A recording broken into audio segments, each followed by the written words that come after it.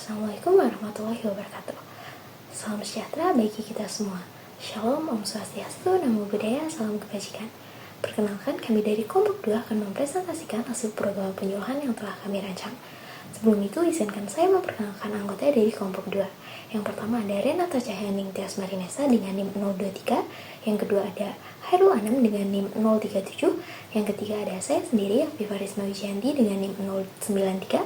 Yang keempat ada Naila Sinta Dewi dengan NIM 107. Dan yang terakhir ada Rahmat Safina Predinata dengan NIM 113.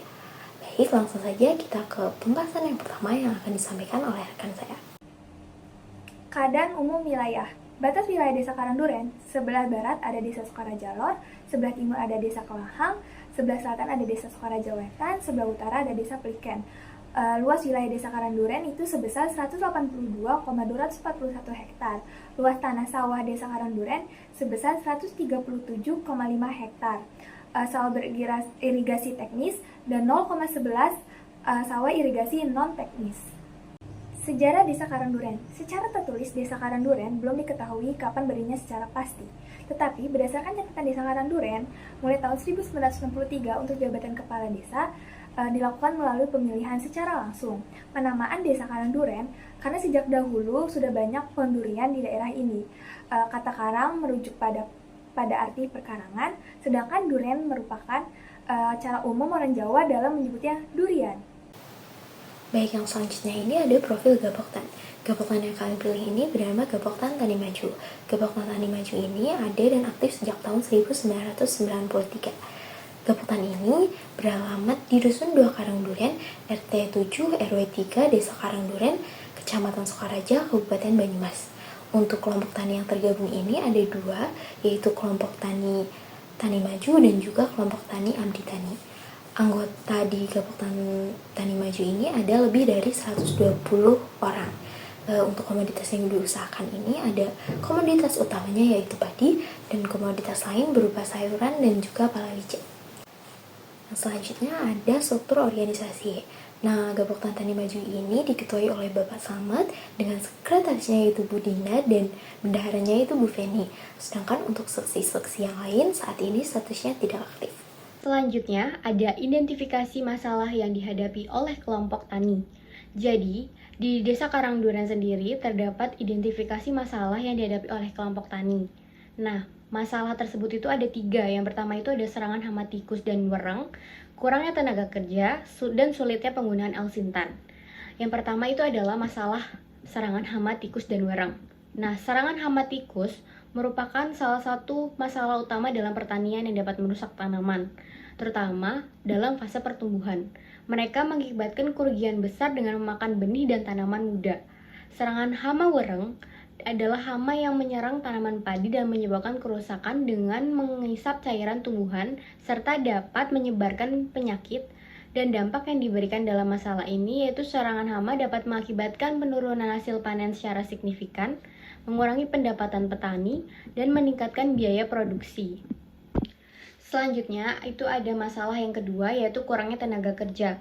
Penurunan populasi tenaga kerja di Desa Karangduren, banyak generasi muda yang beralih ke sektor non-pertanian atau urbanisasi, meninggalkan kekurangan tenaga kerja terampil dan berpengalaman di bidang pertanian. Keterbatasan pengetahuan dan keterampilan tenaga kerja yang tersedia mungkin tidak memiliki pengetahuan atau keterampilan yang cukup untuk mengolah pertanian modern. Masalah ini tidak hanya mempengaruhi produktivitas pertanian, tetapi juga berdampak pada keberlanjutan ekonomi dan sosial masyarakat perdesaan secara keseluruhan yang menyebabkan kurangnya akses terhadap pendidikan formal dan keterampilan yang diperlukan untuk memenuhi ketuntutan pasar kerja lokal.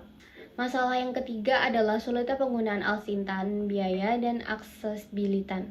Alsintan seringkali mahal dan sulit diakses oleh petani kecil atau kelompok tani Desa Karangduren.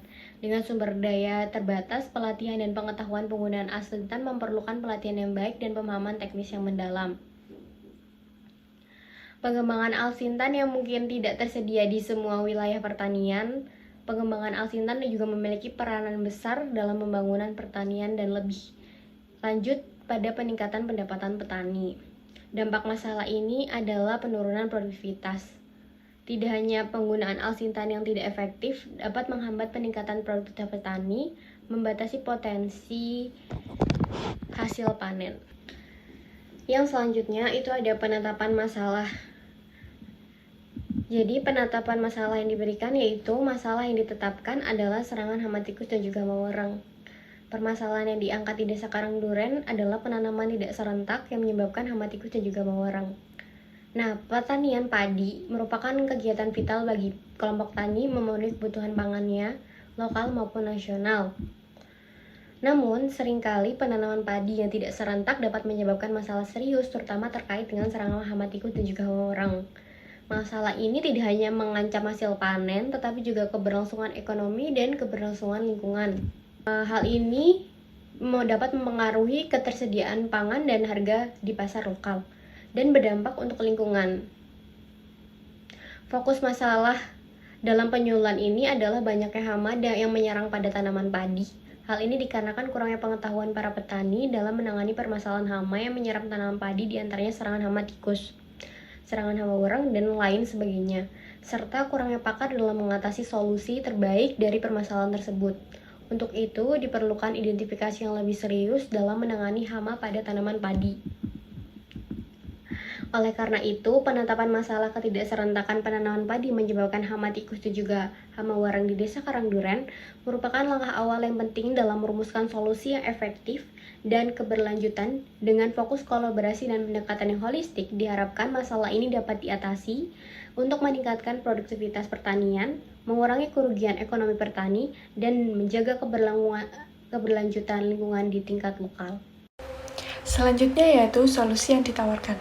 Agar terhindarnya dari serangan hama wereng dan tikus, bisa dilakukannya program penanaman padi secara serentak.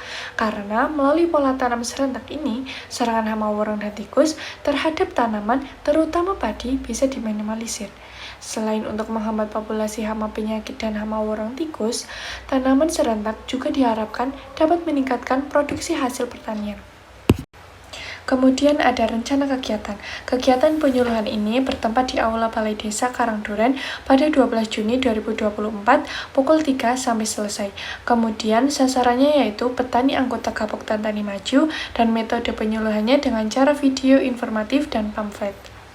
Serta yang terakhir adalah mengembalikan lahan yang terdegradasi menjadi produktif kembali. Baik, selanjutnya penanaman serentak juga memiliki berbagai manfaat. Antara lain yang pertama, mengoptimalisasikan penggunaan sumber daya. Dengan dilakukannya penanaman serentak, maka petani dapat memanfaatkan sumber daya seperti air dan pupuk secara lebih efisien. Ini dapat mengurangi biaya produksi dan meningkatkan hasil panen. Terus yang kedua, dapat melakukan pengendalian hama dan penyakit. Nah, penanaman serentak ini dapat membantu petani dalam pengendalian hama dan penyakit, karena tanaman yang ditanam secara bersamaan memiliki resistensi yang lebih baik terhadap serangan organisme pengganggu. Yang ketiga ada sumber daya tanah.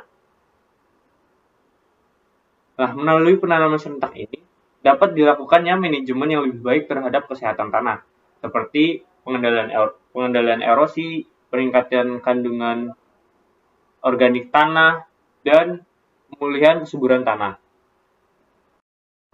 Baik, selanjutnya yang keempat ada produktivitas.